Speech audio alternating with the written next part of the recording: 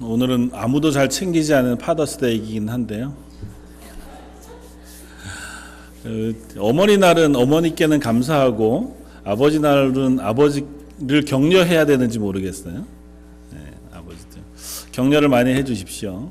아버지로 건강하게 서 있을 수 있도록 위해서 기도해 주시고, 아버지뿐 아니라 부모된 자리에서 하나님의 은혜 가운데 자녀들 잘 양육할 수 있도록 기도가 필요한 줄 믿습니다. 오늘은 열왕기상 17장 말씀을 가지고 은혜가 필요한 땅에서 하는 제목으로 함께 말씀을 나누려고 합니다.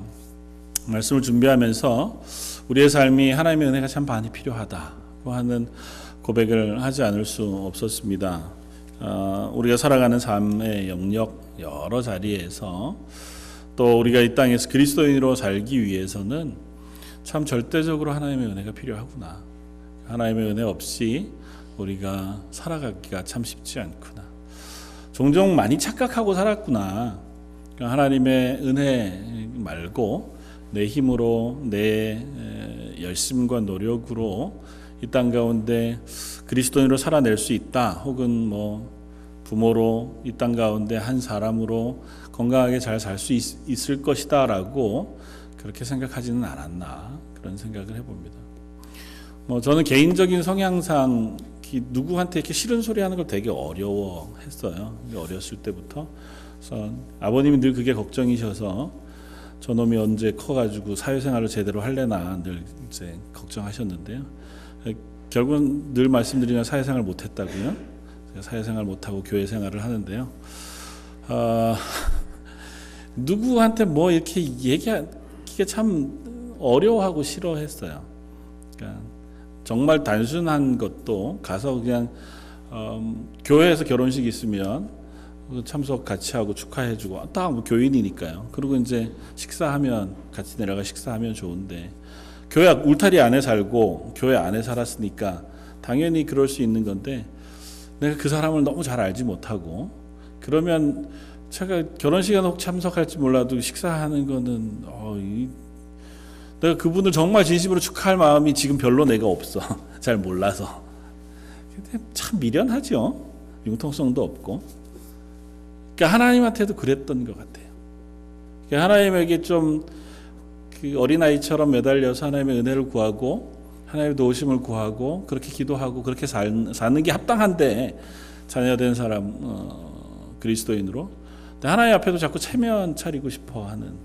그래서 내가 어느 정도 하나님 앞에 좀 건강하게 멋지게 살아드리고, 하나님 이만큼 잘 살았으니까 제 기도도 좀 들어주십시오. 이러고 싶어하는 마음이 저한테 있었던 것 같아요. 그러니까 하나님 앞에 내 것들을 다 그냥 내려놓고, 하나님 죄송합니다. 혹은 저의 삶을 은혜로 덮어주십시오. 하나님의 손길이 필요합니다. 그렇게 기도하는 것들을 참 잘 못해왔던 어린 시절이었던 것 같아 보입니다. 여러분들은 어떠십니까? 혹 우리는 그 양극단을 왔다 갔다 하는 것 아닌지 모르겠어요. 체면 차리느라고 하나님 앞에서도 그렇게 서는 사람이 있는가 하면, 또 반대로 하나님 앞에 그냥 나는 아무것도 안 하고 하나님한테 매달려서 도우심을 구하는 기도만, 그것까지는 좋은데 기도하고는 자기는 안 변하는, 나는 그리스도인으로 살아갈 생각이 눈꼽만큼도 없지만 그럴 노력도 안 하지만 하나님 앞에 기도할 때는 하나님 날 도와주셔야 됩니다. 하나님 은혜가 필요합니다. 그렇게만 하는, 우리는 자주 이 양극단으로 오가는 것 같아 보인다. 오늘 말씀을 생각하면서 그런 우리들에게도 은혜 베푸시는 하나님, 그런 우리를 찾아오신 하나님, 그리고 그 하나님을 향해 우리가 하나님의 은혜를 구하며 기도하며 나아가는 그와 같은 자리에 설 수 있는 저와 여러분들 되시기를 주님의 이름으로 축원을 드립니다. 사실은 하나님은 우리가 어떠한 모양이든 그 자리를 향해서 찾아오시는 하나님이신 것 같아요. 그리고 그 하나님은 우리에게 은혜 베푸시는 것에서는 사실은 다함이 없으신 분, 그리고 주저함이 없으신 하나님이신 것이 분명합니다. 다만 우리가 그 하나님을 의지하냐, 그 하나님을 붙잡고 하나님의 도우심을 구하고 은혜를 사모하느냐, 그렇지 않느냐에 따라서 우리는 그 하나님을 누리면서 살아갈 수도 있고, 그 하나님의 은혜 가운데 서지 못하고 어리석게 내 힘으로 이 땅을 살아가게 되어지기도 하는 것 같아 보입니다. 오늘 본문의 말씀은 엘리야라고 하는 이스라엘 역사상 가장 위대한 선지자의 이야기를 우리에게 들려줍니다. 그리고 엘리야가 사역했던 시기의 배경은 아합이라고 하는 왕이 통치를 하던 시기여서 북쪽 이스라엘의 오므리 아합으로 이어지는 이 왕 때에 가장 이스라엘이 악했던 시기이기도 합니다. 물론 악하지 않은 시기가 별로 없어서 누가 더 악했냐 이렇게 비교하기는 좀 어렵긴 하지만 그래도 성경이 꽤 긴 장을 할애해서 이 아합 왕 때의 일들을 우리에게 들려주면서 이때 그들이 하나님을 알지 못하고 하나님을 찾지 않고 하나님의 말씀에 순종하지 않았던 이스라엘의 모습을 우리에게 들려줘요. 그러니까 극단적인 시대를 지금 우리가 보고 있는 겁니다. 이스라엘은 하나님의 백성이지만 하나님을 섬기지 않고 하나님의 말씀이 있지만 하나님의 말씀에 순종하지 않고 하나님 이외에 오히려 바알을 섬기던 시대였어요. 아합의 아내는 이세벨이라고 하는 시돈 여인이었는데요. 이 시돈이라고 하는 나라는 바알을 섬기는 나라였습니다. 그래서 시돈 왕은 앱바알이라고 불러서 바알 섬기는 제사장의 역할을 같이 해요. 그러니까 이세벨은 그 시돈 왕의 딸이었습니다. 아합이 이세벨과 결혼하면서 그 바알을 이스라엘로 데리고 옵니다. 그래서 이스라엘 전체가 이 바알과 아세라를 섬기는 선지자들로 가득 차요. 오히려 하나님을 섬기는 선지자들은 다 죽여버리고, 그러니까 이스라엘 자체가 하나님 없이 바알의 나라가 되어버린 시대 때, 그때에 엘리야라고 하는 걸출한 선지자를 하나님께서 보내세요. 성경 가운데 엘리야보다 더 뛰어난 선지자가 누가 있느냐, 비교하기 어렵지만 성경 가운데에서 가장 위대한 선지자 중에 한 명이라고 해도 전혀 다함이 없는 무방한 선지자가 엘리야일 겁니다. 이적을 많이 행한 선지자일 뿐만 아니라 성경 가운데 유일하게 죽지 아니하고 하나님의 부르심을 받은, 하나님께 들림을 받은 한 사람, 물론 이제 에녹이라고 하는 또 한 사람이 있지만 이 두 사람 속에 들어가는 이가 바로 엘리야였으니까요. 하나님께서 이 엘리야를 얼마나 큰 능력으로 선지자 사역하게 하셨는지를 우리가 짐작해 볼 수 있습니다. 그 이야기를 우리에게 들려줍니다. 17장 시작하면서 엘리야를 하나님 부르세요. 그리고 그로 하여금 하나님 말씀을 선포케 하십니다. 하나님 말씀은 다른 것이 아니었습니다. 느닷없이 하나님께서 선지자 엘리야를 부르세요. 17장 1절에 이렇게 씁니다. 길르앗에 우거하는 자 중 디셉 사람 엘리야가, 그냥 갑자기 엘리야를 부르시는 얘기도 없고 엘리야가 하나님 앞에 어떤 일을 하겠습니까? 이런 하나님과의 그런 대화도 없이 어느 날 갑자기 엘리야가 아합에게 말합니다. 뭐라고 얘기하냐면 이스라엘의 하나님 여호와께서 살아계심을 두고 맹세하노니 내 말이 없으면 수년 동안 비도 이슬도 있지 아니하리라. 그가 사역을 시작하면서 외쳤던 첫 마디 일성이고 외쳤던 말이 마지막이기도 합니다. 이 말을 마치고 엘리야가 도망가요. 숨습니다. 잘 아는 기드론 시냇가, 그릿 시냇가라고 하는 곳에 숨게 되고 그곳에서 꽤 긴 시간을 숨어 지냅니다. 그러니까 엘리야는 선지자잖아요. 하나님의 말씀을 선포하고 나서 그리고는 이상하리만큼 엘리야는 이스라엘 가운데 자기의 모습을 드러내지 않아요. 그릿 시냇가에 숨었다가 그리고 나서 오늘 우리가 읽은 이야기의 배경이 되는 시돈 사르밧이라고 하는 한 동네의 한 과부의 집으로 또 보내어져서 그곳에서 또 시간을 보냅니다. 그러니까 오늘 이 이야기는 굉장히 놀라운 이야기입니다. 우리가 읽었던 본문은 이 사르밧 과부의 아들이 죽었고 그 아들을 살리는 일을 엘리야가 해요. 그러니까 죽은 사람을 살리는, 살아계신 하나님의 이름으로 죽은 사람을 살리는 일을 행하는 놀라운 기적의 일인데 문제는 이 일을 아무도 몰라요. 우리는 성경 말씀을 통해서 알잖아요. 그런데 이때 당시에 이스라엘 사람들은 어느 누구도 이 사실을 모릅니다. 그럴 것 같지 않으세요? 이걸 드러내놓고 소문낸 것도 아니고 이 일이 일어난 것에 대하여 방송에 나오거나 드러내 행한 것도 아니니 유추해 보자면 말 한마디 하고 사라진 엘리야, 그리고 다음에 다시 나타나서 갈멜산에 바알과 아세라 선지자를 불러 모으기까지는 텅 비어버린 시간이에요. 그 사이에 있었던 일입니다. 그것도 이스라엘 땅이 아니라 시돈 땅에서. 이스라엘 사람들은 이 기간 속에 엘리야가 뭐 했는지, 엘리야가 무슨 일이 있었는지 전혀 몰라요. 오늘 본문을 묵상하다가 보면 왜 하나님 그러셨을까? 선지자는 사실 하나님의 말씀을 전하는 사람이고 하나님의 살아계심을 선포하고 사람들로 하여금 하나님을 알게 하고 하나님의 말씀에 순종하게 하는 역할을 하는 사람이 선지자란 말이죠. 근데 그 선지자가 하는 일, 그리고 그 하는 사역을 숨겨두고 계시다, 그런 것처럼 보여요. 하나님이 이 일을 통해서 우리에게 무슨 말씀을 해주고 싶으신 걸까? 오늘 본문 앞쪽에 보면 선지자 엘리야가 그릿 시냇가에 숨어서 까마귀가 가져다 주던 음식을 가지고 하루하루 연명을 해갑니다. 그러다가 가뭄이 계속되니까 시냇물도 말라버렸고 더 이상 마실 물도 없게 되니 하나님께서 다시 엘리야에게 말씀하세요. 오늘 본문 앞쪽에 8절에 하나님께서 엘리야에게 말씀하시되 너는 일어나 시돈에 속한 사르밧으로 가서 거기 머물라. 내가 그곳 과부에게 명령하여 내게 음식을 주게 하였느니라 말씀하시니까 엘리야가 말씀에 순종해서 갑니다. 시돈 땅으로 가요. 시돈은 어느 땅이라고요?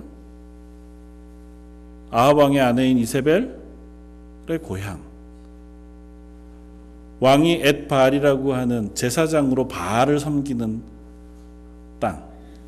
이스라엘의 선지자가 이스라엘의 어두 곳으로 보냄을 받지 않고 시돈 땅, 바알이 섬기는, 바알이 득세하고 있는 땅의 한 과부에게로 보냄을 받습니다. 하나님은 엘리야를 그곳으로 보내세요. 그리고 그곳에 있는 한 과부에게 공궤를 받아 그의 생명을 유지하도록 하십니다. 이야기를 읽어보면 참 이상합니다. 엘리야가 가보니 한 과부가 나뭇가지를 줍고 있어요. 과부인지 어떻게 알았겠어요? 성경에 쓰니까 알았겠죠. 보니까 한 여인이, 사르밧이라는 동네에 갔는데 한 여인이 나와서 나뭇가지를 줍고 있습니다. 하나님께서 아마 엘리야의 마음속에 감동을 주셨겠죠. 저 여인이다. 저에게 가서 네가 너의 삶을 의탁해라. 아마 그렇게 말씀하셨는지 모르죠.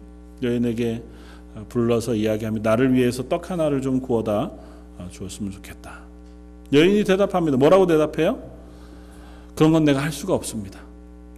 내가 가진 것도 없고, 가진 거라고는 통에 이제 마지막 남은 가루 요만큼밖에 없는데 내가 이거 나뭇가지 줍는 이유가 이거 주워서 불 조금 펴가지고 요거 반죽해서 떡 만들어서 먹고 아이와 내가 마지막으로 이거 먹고 죽으려고 마지막 나뭇가지 줍고 있는 것이니 이 마당에 당신이 누군지, 당신이 뭐 타는 사람인지 다 모르는 마당에 당신한테 이걸 주고 주고 싶어도 줄 것도 없지만 줄 수도 없는 그런 상황이 있습니다.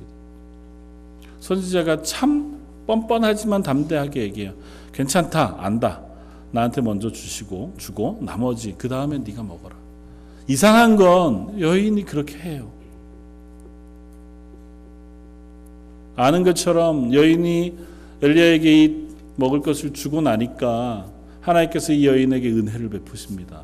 그래서 그가 이 가뭄이 계속되는 기간 동안에 그 여인의 집에 가루통에 가루가 끊어지지 않고 기름병에 기름이 떨어지지 않도록 일용할 것을 매일 채우시는 은혜를 경험하게 되고, 그 덕분에 엘리야도 그 여인의 집에서 계속 유숙하면서 또 공개를 받을 수 있게 되는 이야기를 우리 오늘 읽은 본문 앞쪽에서 들려줘요. 이 이야기는 뭘 우리에게 들려주고 싶어 하는 걸까요? 여러 얘기들 다 할 수 있지만 저는 하나님의 은혜가 미치지 않을 것 같은 가장 낮은 곳까지 미치고 있는 이야기로 이 본문을 읽습니다.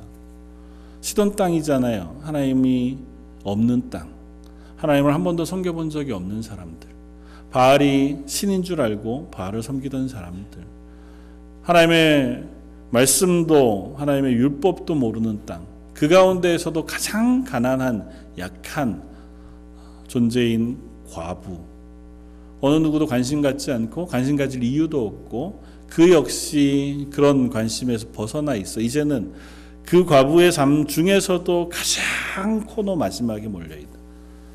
먹을 것도 하나도 없이 나뭇가지 주워서 떡을 해먹어야 할 정도니까 그 가루가 남은 것이면 기름 남은 것이 얼마나 되겠어요. 그야말로 인생의 마지막 자리에 있는 그 여인에게 하나님 찾아가시고 선지자를 보내셔서 그에게 하나님의 은혜를 베푸시는 이야기로 읽는 것이 합당하겠다 생각이 돼요. 하나님 그에게도 관심이 있습니다. 그들에게도 관심이 있고 그들에게도 하나님의 은혜 베푸시기를 원하세요. 그리고 그 여인은 감사하게도 그 하나님의 은혜를 받아 누리는 복을 얻었습니다. 그 여인이 만약에 엘리야가 요청하는 요청을 듣고 뭐 이런 사람이 다 있나, 뭐 같은 동네 사람도 아니고 생판 처음 보는 거기다가 외국 사람이 와가지고 나한테 이 마지막 거 달라 그러니 돌멩이를 확 던지거나 물을 확 뿌려가지고 쫓아내고 가뜩이나 마지막 이거 먹고 죽으려고 그러는데, 그랬어도 뭐 전혀 이상하지 않잖아요. 그럼에도 불구하고 그 여인은 마음속에 이 사람이 요청하는 대로 해줄 마음이 생겼습니다. 해주었고 그것의 결과로 하나님 주시는 은혜를 누렸어요. 저는 그것이 하나님의 은혜라고 믿습니다. 하나님께서 그 여인의 마음속에 감동해 주시지 않았다면 어떤 사람이 그 일에 순종해 내 이 떡을 마지막 당신에게 주겠습니다 하겠어요. 정말 착하다 그래도 안 될 일이고, 정말 선하다 그래도 안 될 일이잖아요. 그러니까 하나님께서 그 여인을 찾아내신 거고 그 여인에게 보내신 거예요. 보내셨기 때문에 하나님 그 여인을 준비시키셨고 그 마음속에 감동을 주셨으니까 다른 건 몰라도 나에게 요구하는 저 선지자, 그가 누군지 모르지만 그 요구, 말도 안 되는 요구에 내가 응해서 이것들을 대접할 마음을 그 마음속에 부으셨던 거죠. 하나님 그 여인에게 그 마음을 허락하시고 그렇게 그 여인의 가정에 일용할 것을 풍족히 채우시는 은혜를 경험하게 하신 줄 믿습니다. 우리 하나님은 이와 같이 세상 어느 곳에 어떤 자리에 있는 이들에게도 은혜 베푸시기를 기뻐하시는 하나님이신 줄 믿습니다. 그것 때문에 저와 여러분들이 하나님의 자녀, 백성 되어진 줄 믿습니다. 저희가 하나님의 자녀된 방식도 비슷하잖아요. 우리가 하나님 앞에서 하나님의 말씀을 연구를 열심히 하다가 내가 애써 수고하여 착한 일을 행하며 살아가다가 보니 내가 죄인인 것 같아서 하나님의 도우심이 필요하고 나를 위하여 대속해 주실 예수 그리스도의 은혜가 필요해서 찾아가 하나님의 은혜를 구하여 하나님의 자녀가 된 게 아니잖아요. 우리 그거 하기 전에 이미 우리를 위하여 하나님께서 예수 그리스도를 이 땅에 보내시고 우리의 죄를 위하여 죽게 하신 그 생명을 우리에게 부어 넣어주셔서 어느 순간 우리로 하여금 그 말씀을 들었을 때 깨닫게 해주시고 그 예수님이 나의 구주인 줄 알게 해주셔서 그래서 우리로 하여금 하나님 믿게 하시고 하나님 예배하게 하시고 하나님의 은혜를 붙잡게 하셔서 지금 이 자리에 예배하는 자리에 저와 여러분들 앉히신 것 아니겠습니까? 내 발로 걸어왔으나 여기까지 오게 하신 것은 하나님의 은혜입니다 라고 우리가 고백할 수밖에 없는 사람들이 분명하잖아요. 이 여인에게 찾아가신 하나님처럼 저와 여러분들에게 하나님 찾아오셨기에 어떤 방식으로든 그 하나님 우리에게 은혜를 베풀어 주셨기에 그래서 이 자리에서 우리가 하나님을 예배하는 사람으로 서 있게 되어진 줄 믿습니다. 그 하나님 우리가 기억할 수 있기를 바랍니다. 우리를 찾아오신 하나님, 이 사르밧 과부에게까지 기꺼이 찾아가셔서 정말로 은혜가 필요한 그 삶, 그 땅, 가뭄이 내린 그야말로 먹을 것이 없는, 그리고 그곳에서는 하나님 없이 바알과 아세라를 섬기던 그 땅에 아무도 의지할 사람 없는 과부의 삶, 그 삶에 찾아가셔서 은혜 베푸시는 하나님. 저 여러분들이 이 땅을 살아가다가 보면 이와 같지는 않지만 우리에게도 여전히 하나님의 은혜가 필요한 삶인 줄 믿습니다. 지나가다가 보면 참 내 힘으로 다 해결할 수 없는 문제들을 만나게 되기도 하고 때로는 내 속에 일어나는 답답함이나 갈증과 갈급함을 이길 힘이 없어서 지쳐 있을 때도 없지 않습니다. 또 물론 어떤 계획을 세우고 소망 가운데 그걸 향해 열심히 달려가지만 그때에도 하나님의 은혜가 부어지는 것이 필요한 삶이 저와 여러분들의 삶인 줄 믿습니다. 그때마다 우리에게 은혜 베푸시기를 기뻐하시는 하나님을 우리가 기억할 수 있는, 그래서 그 하나님의 은혜를 사모할 수 있는 저와 여러분들 되시기를 바랍니다. 네요. 그 하나님의 은혜가 이 여인의 가정에 부어져 그 가정이 일용할 것으로 매일 살아가는 삶으로 끝났다면 좋겠지만 오늘 본문의 말씀은 그 뒤의 일들을 우리에게 들려줍니다. 그렇게 지나가던 어느 날 이 여인에게 시련이 닥쳐요. 자에게 하나 있는 유일한 아들, 사랑하는 아들이 죽습니다. 아들이 죽게 되자 이 여인이 엘리야에게 이야기하는 이야기가 참으로 아픕니다. 그 이야기를 우리가 오늘 읽었는데요. 18절 여인이 엘리야에게 이르되 하나님의 사람이여 당신이 나와 더불어 무슨 상관이 있기로 내 죄를 생각나게 하고 또 내 아들을 죽게 하려고 내게 오셨나이까. 이전까지 한 번도 이 여인은 엘리야를 향하여 하나님의 사람이라고 부르지 않아요.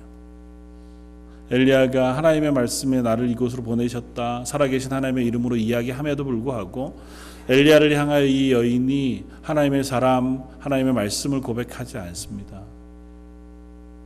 그저 내가 선대한 그를 통하여 하나님 베푸신 은혜를 누리고는 살았지만 위기가 닥치자 이 여인이 엘리야에게 얘기해요. 하나님의 사람이여, 왜 내게 와서 내 죄를 생각나게 하고 재앙을 오게 하셨습니까?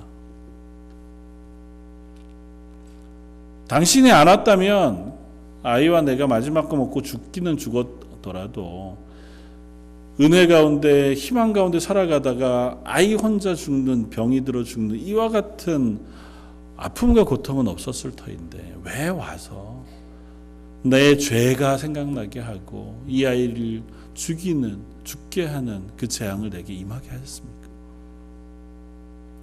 하나님의 은혜를 경험하는 삶은 이와 같이 우리에게 때로는 시련과 시험을 안겨다 주기도 한다는 사실을 기억합니다. 은혜 이후에 그 삶이 늘 평탄하지만 아니하고 우리에게 그 은혜 안에 사는 삶을 더 연단하고 그 다음에 믿음의 더 담대한 자리로 세워 가시는 하나님의 시련, 시험, 도전들이 우리 속에 있다는 사실을 우리는 기억해야 합니다. 아놀드 토인비라고 하는 역사학자가 쓴 역사 연구라고 하는 꽤 긴 책이 있는데 그 책을 한마디로 이렇게 표현합니다. 세계의 역사는 도전과 응전의 역사다. 그렇게 표현해서 한 나라가 잘 서 있게 되어지면 기필코 그 나라를 향한 도전이 있게 되어지고 그 문명을 향한 도전이 있게 되고 그 도전에 응전, 반응하다가 대항하다가 보니 더 나은 자리로 발전하게 되어지는 것에 역사의 기록들이 계속되어져 온 것이다. 그렇게 얘기합니다. 믿음의 삶도 그런 것 같아요. 하나님 앞에서 믿음의 자리에 서지만 하나님의 은혜를 경험해서 하나님의 백성의 자리에 서지만 그 자리에 하나님 머물러 두시지 않고 항상 도전이 오고 그 도전에 반응하는 것을 통해서 더 담대한 믿음의 자리, 확실한 믿음의 자리로 나아가게 되는 것을 봅니다. 이 여인에게도 아마 그러한 시련이 있었던 것 같습니다. 여인이 아직은 하나님의 은혜를 경험하여 복을 누리는 삶을 살지만 그의 입술로 하나님을 고백하거나 하나님의 신실하심을 고백하지는 못하는 자리에 있었던 그 여인에게 참으로 슬픈 일을 만나게 하셨어요. 엘리야가 그 말을 듣고 아무 말 하지 않고 이 아이를 안고 자기가 거처하던 다락방으로 올라갑니다. 그리고 아이를 눕혀놓고 하나님 앞에 부르짖어 기도하고 그 아이 위에 몸을 덮어 그 자기 몸을 다 3번 굽부린 후에 또다시 일어나서 하나님 앞에 부르짖어 기도하는 그 이야기를 오늘 우리가 읽었습니다. 그 하나님 앞에 부르짖는 엘리야의 기도를 우리가 한번 보면 좋겠습니다. 20절에 여호와께 부르짖어 이르되 내 하나님 여호와여 주께서 또 내가 우거하는 집 과부에게 재앙을 내리사 그 아들이 죽게 하셨나이까. 엘리야가 하나님 앞에 원망하며 기도하는 것 같아요. 왜 내가 우거하는 이 과부의 집, 일부러 그런 표현을 쓰는 것 같아요. 앞에는 집 주인의 아들, 집 주인 된 여인 이렇게 표현하는데 한 번도 과부로 표현하지 않아요. 내 기도하는 이 순간 하나님 앞에 그렇게 내가 우거하는 집 이 과부의 아들에게 재앙을 내리셔 죽게 하셨습니까? 선지자의 기도치고는 좀 너무 거칠어 보입니다. 그런데 잘 보시면 이 엘리야의 기도가 조금 아까 읽었던 여인의 원망과 똑같습니다. 여인이 엘리야에게 얘기했던 하나님의 사람이여 라고 하고 얘기했던 당신이 나음부 더불어 무슨 상관이 있기로 내 죄를 생각나게 하고 내 아들을 죽게 하려고 내게 오셨나이까. 이 엘리야는 지금 이 기도의 자리에서 이 여인의 말을 그대로 하나님께 올려드려 주고 있는 것 같아 보입니다. 엘리야도 몰랐겠죠. 왜 이런 일이 일어났는지. 그러나 엘리야는 이 여인이 가지고 있는 마음과 고백을 하나님께 온전히 올려드리기를 원해요. 그리고 나서 자기의 몸으로 아이의 몸을 덮습니다. 그런데 주목할 것은 이거 참 위험한 일이라는 거예요. 엘리야가 아이 위에 몸을 덮고 그리고 또 하나님께 기도해요. 하나님 앞에 나아갑니다. 이 두 가지는 이스라엘 백성에게 하나님 금하신 거예요. 하나님께 나아가야 하는 이스라엘 백성에게 하나님 요구하신 건 뭐였냐면 거룩이었습니다. 정결한 삶. 왜냐하면 하나님 거룩하시기 때문에.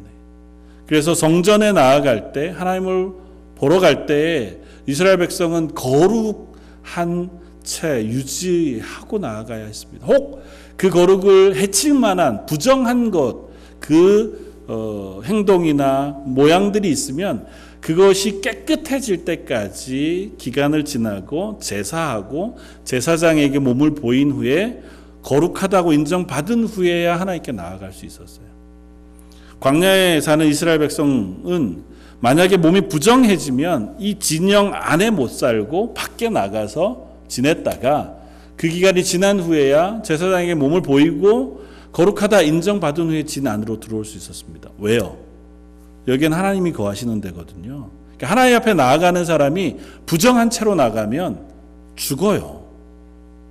근데 그 부정한 것 중에 가장 대표적인 것 중에 하나가 시체를 만지는 겁니다. 죽음과 관련되어져 있는 거예요.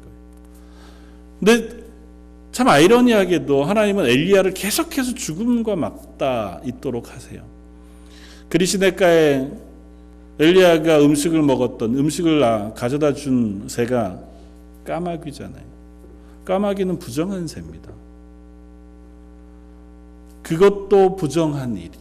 그럼에도 불구하고 하나님 그를 그것으로 먹여 살리세요. 이곳에서 아이의 시체 위에 몸을 덮는 행위는 시체를 만지는 행위보다 더하잖아요. 부정해지는 행위인데 그 부정해지는 행위를 하면서 하나님께 뭐 해요? 기도해요. 하나님께 나아간단 말이죠. 엘리야가 왜 이렇게 할까요? 엘리야는 이 기도의 내용들을 우리가 이해해 보자면 자기의 목숨을 걸고 하나님께 중보하며 기도하고 있는 것 같아 보입니다. 하나님이 어떤 하나님이신지를 알기 때문에 그 하나님 앞에 간절히 간구하는 것, 그것으로 멈추지 않고 내 생명을 걸고 하나님 앞에 기도하고 있는 것 같아 보여요. 광야 이스라엘이 범죄했을 때 모세가 하나님 앞에 기도했던 것처럼 하나님 차라리 제 이름을 생명책에서 제해 주십시오.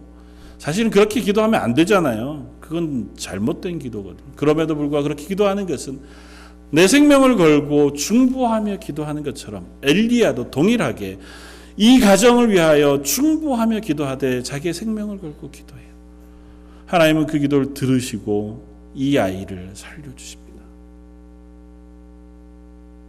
하나님이 이 아이를 살려주셨을 때 비로소 이 여인의 반응을 우리가 주목해 바라볼 만합니다.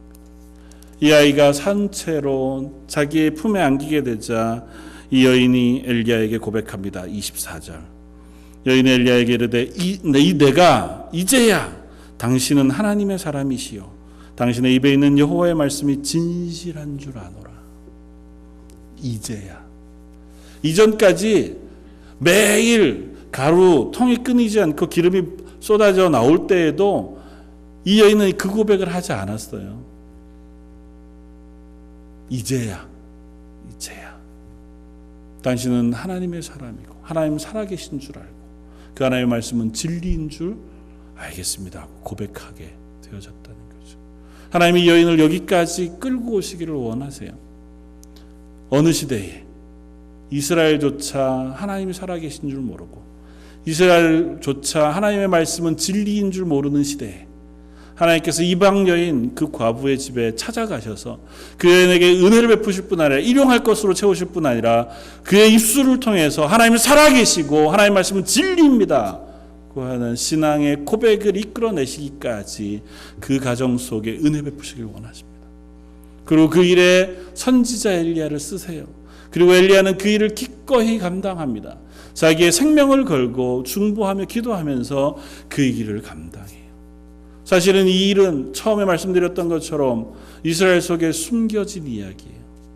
이 일이 일어났어도 이스라엘 중 어느 누구도 이 사실을 알지 못합니다. 하나님이 이 일을 숨겨 놓으신 채로 우리에게 들려주시는 이유가 있어요. 이스라엘 사람들은 그랬을 겁니다. 바알이 득세하고 아세라가 득세하고 이세벨이 저렇게 눈이 시퍼래서 이스라엘 가운데 있는 모든 하나님의 선지자를 다 잡아 죽이는 동안 하나님이 아무 말씀 안 하시고 침묵하시니 하나님 정말 살아계신 게 맞아? 하나님의 말씀을 우리가 진리로 믿고 따를 수 있겠어? 지금 오히려 이세벨이라고 하는 여인이 훨씬 더 득세하고 바알과 아세라가 훨씬 더 득세하는 세상인데 그래서 갈멜산 위에 섰을 때에 이스라엘 백성이 하나님 편에 서는 걸 주저했다고요. 심지어 뭐라고 얘기한다고요? 하나님이든 바알이든 이기는 편에 내가 서겠습니다 그랬단 말이죠. 하나님의 말씀이 희귀한 시대, 하나님을 믿지 못하던 시대, 하나님 우리에게 말씀하세요. 그때에도 하나님은 여전히 살아계시고 하나님의 말씀은 여전히 진리라는 사실을 우리에게 들려줍니다. 하나님이 살아계시지 않기 때문에 그때 그들이 하나님을 몰랐던 게 아니에요. 하나님의 말씀이 진리가 아니기 때문에 그들이 그 하나님의 은혜를 경험하지 못했던 게 아니에요. 그들은 하나님의 말씀을 순종하지 않았고 하나님을 찾지 않았기 때문에 하나님을 붙잡지 않고 하나님 편에 서지 않았기 때문에 하나님의 은혜가 그들에게 부어지지 않았을 뿐인 거예요. 여전히 하나님은 하나님이세요.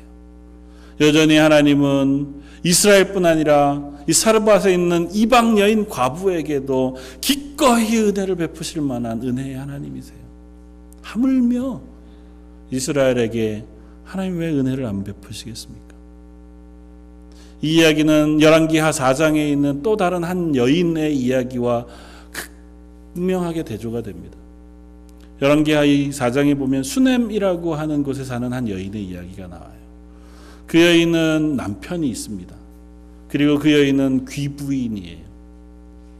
그러니까 지금 이 사르밧 과부와 비교해보면 전혀 다른 사람입니다. 그런데 동일한 점이 하나 있어요. 이 사르밧 과부에게는 하나님께서 엘리야를 보내셨다면 수넴 여인에게는 엘리사를 보내세요. 엘리야의 뒤를 이어. 그리고 이 수넴 여인은 엘리사를 심성의껏 공개하는 여인이었습니다. 그래서 엘리사를 위하여 남편에게 이야기하여 가장 좋은 곳에 방을 하나 차리고 책상과 촛대를 마련해서 언제라도 엘리사가 들려 쉴 수 있도록, 그래서 엘리사가 자주 그곳에 들려서 공개를 받고 또 도움을 받은 기록을 우리에게 들려줍니다. 그런데도 이 여인은 엘리사에게 아무 것을 요구하지 않아요. 엘리사가 묻습니다. 당신에게 필요한 것이 있으면 얘기해라. 아무것도 없습니다. 엘리사가 사환 게하시를 통해 보니 이 여인에게 아들이 없었어요. 하나님께 간구해서 그가 아들을 얻습니다. 그런데 동일하게 이 아이가 죽어요. 그 이야기부터는 오늘 본문과 똑같은 이야기가 쓰였습니다. 아이가 죽자 이 여인은 아이를 다락방 선지자의 방에 올려놓고 문을 닫습니다. 남편에게도 아무에게도 얘기하지 않고 그 길로 엘리사를 찾아가요. 한 20여 킬로 되는 길을 열심히 달려가서 엘리사를 만나자마자 그의 발에 엎드려 그 발을 붙잡고 간청합니다. 내 아이가 죽었습니다. 내 아이를 살려주십시오. 엘리사가 게하시에게 자기 지팡이를 흘려보내요. 가서 아이에게 이 지팡이를 놓아라. 여인이 원치 않습니다. 게하시는 갔지만 나는 따라가지 않겠습니다. 엘리사 당신이 갈 때까지, 당신과 함께 갈 때까지 난 당신을 떠나지 않을 겁니다. 엘리사가 여인과 함께 갔습니다. 가서 다락방에 홀로 올라가서 엘리야가 했던 것처럼 하나님 앞에 간구하고 자기의 몸을 3번 굽으려 그 아이 위에 얼굴을 바른 발을 대고 눕습니다. 그렇게 2번 하나님께 기도한 이후에 그 아이가 호흡하고 살아나요. 그 아이를 여인의 품에 옮겨줍니다.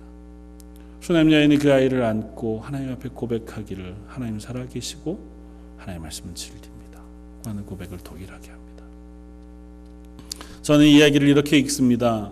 하나님은 사르밧 과부가 특별해서 보내신 것도 아니고 슈넴 여인의 섬김이 귀해서 거기에만 보내신 것도 아니라 하나님의 은혜는 어느 곳에라도 부어지기를 기뻐하시는 하나님이시다.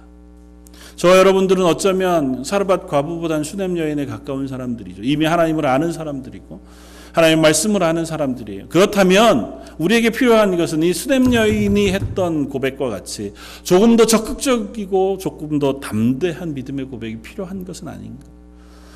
슈넴 여인은 적어도 이 선지자를 통하여 하나님께서 은혜 베푸실 것을 믿었어요. 그래서 굳이 다른 사람에게 알리지 않습니다. 심지어 남편에게도 알리지 않아요. 아이가 죽은 이야기를 남편에게도 사람들에게도 사환들에게도 알리지 않습니다. 심지어 게하시가 만나서 어쩐 일로 여기 오셨습니까? 평안입니까? 그래도 평안입니다. 그렇게 대답할 만큼 게하시에게조차 얘기하지 않아요. 하나님에게 이 문제를 바로 가지고 갑니다. 그리고 이 문제가 해결될 때까지 그는 자기의 간청을 놓치지 않아요.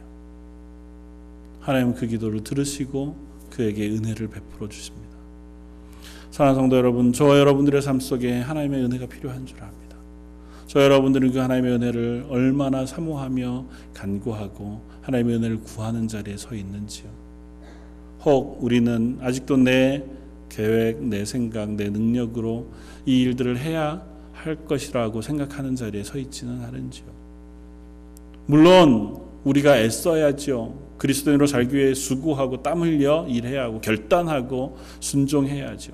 그러나 아울러서 우리에게 은혜 베푸시길 기뻐하시는 하나님에게 기도하고 그 하나님의 은혜를 구하는 자리에도 서야 할 줄 믿습니다. 하나님 결코 은혜를 사모하는 심령을 외면치 않으신다고 성경 분명히 얘기하고 계시거든요. 우리가 선자리가 어디이든 우리의 선자리가 어떤 모양이든 간에 먼저 하나님의 은혜를 구하고 그 은혜 가운데 서서 믿음으로 살아갈 결심을 하고 내가 하나님 말씀에 순종하려고 할 때에 하나님 저와 여러분들의 삶 속에 하나님의 살아계심을 선포하시고 하나님의 은혜의 풍성한 것들을 부으실 줄 믿습니다. 이 하나님 없는 시대에 이 하나님의 말씀이 희귀한 시절에 이스라엘 왕도 이스라엘 백성도 그 어느 누구도 하나님을 알지 못하던 그 시기에 이방 여인 사르밧에 있는 한 과부에게까지 찾아가신 하나님, 그 민족 가운데 있는 한 슈넴 여인에게 찾아가신 하나님, 그 하나님을 우리가 의지하고 붙잡고 그 하나님께 기도하며 그 은혜를 구하는 자리에 설 수 있는 저와 여러분들 되시기를 주님의 이름으로 축원을 드립니다. 다시 한번 기도하겠습니다. 하나님의 은혜를 이 땅 가운데 부으시기를 기뻐하시며 우리가 아직도 죄인 되었을 때 이미 우리를 찾아오셔서 예수 그리스도의 보혈의 피로 깨끗게 하셔서 하나님의 백성 삼아주시니 감사합니다. 하나님 저희가 삶은 하나님의 자녀로 하나님의 백성으로 이 땅을 살아가는 줄 믿습니다. 하나님 그 삶 속에서 여전히 하나님의 은혜가 필요한 줄 압니다. 하나님의 은혜가 필요한 땅, 하나님의 은혜가 필요한 그 자리에서 하나님의 은혜를 구하며 기도하고 하나님의 은혜를 사모하는 자리에 서게 하여 주옵소서. 사모하는 심령을 외면치 않으시는 하나님, 오늘 예배의 자리에 나와서 하나님의 은혜를 구하는 모든 성도들과 그들의 가정과 자녀 위에 하늘로부터 충만한 것, 은혜의 풍성한 것들을 부어 주옵소서. 그래서 저희가 살아가는 일주일이 하나님과 동행하며 기뻐하는 일주일 되게 하여 주옵소서. 오늘 말씀 예수님 이름으로 기도드립니다. 아멘. 찬송가 390